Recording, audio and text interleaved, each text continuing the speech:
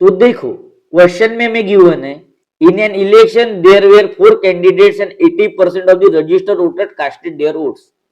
One of the candidate received 30% of the casted votes, while the other three candidates received the remaining casted votes in the proportion 1:2:3.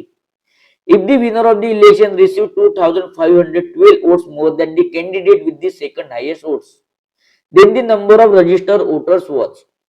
एक चुनाव में 4 उम्मीदवार थे और पंजीकृत मतदाताओं में से 80% ने अपने मत डाले. एक उम्मीदवार को डाले गए मतों का 30% प्राप्त होता है, जबकि शेष 3 उम्मीदवारों को 1, 2, 3 के अनुपात में शेष डाले गए वोट प्राप्त होते हैं.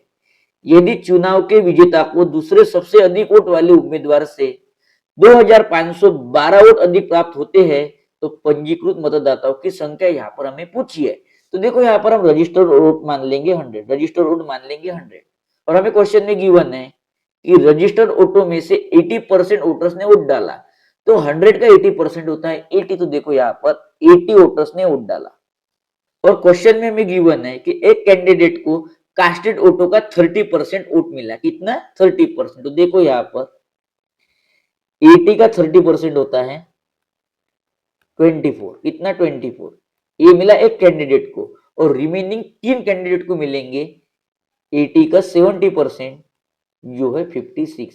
ये तीनों कैंडिडेट को मिलाकर मिले हुए वोट है. तो देखो यहाँ पर 4 कैंडिडेट है ए, बी, सी और डी और यहाँ पर हम ए को मिले वोट मानेंगे 24. तो देखो यहाँ पर ए को मिले 24 और जो रिमेनिंग 3 है बी, सी, डी इनको मिले हैं 1:2:3 के रेशियो में वोट्स. तो देखो यहाँ पर इन तीनों की टोटल है 3 + 2 + 1 6 और एक्चुअल में 56. तो देखो यहाँ पर 6 की वैल्यू है 56 तो यहाँ पर 1 की वैल्यू होगी 9.34. तो देखो यहाँ पर बी को मिलेंगे 9.34, सी को मिलेंगे यहाँ पर 1 की वैल्यू है 9.34 तो 2 की वैल्यू होगी यहाँ पर 18.68 और यहाँ पर डी को मिलेंगे 28 वोट्स. कितना? 28. तो देखो यहाँ पर हाईएस्ट है 28 और सेकंड हाईएस्ट है 24. तो इन दोनों का डिफरेंस है 28 - 24 तो 4. ये है इन दोनों का डिफरेंस और एक्चुअल में है 2512 और हमें फाइंड करना है रजिस्टर वोट. यानी हमें यहाँ पर 100 की वैल्यू फाइंड करना है. अगर हम 4 को 25 से मल्टीप्लाई करते हैं तो आता है हमारा 100. तो यहाँ पर भी हमें 25 से मल्टीप्लाई करना होगा.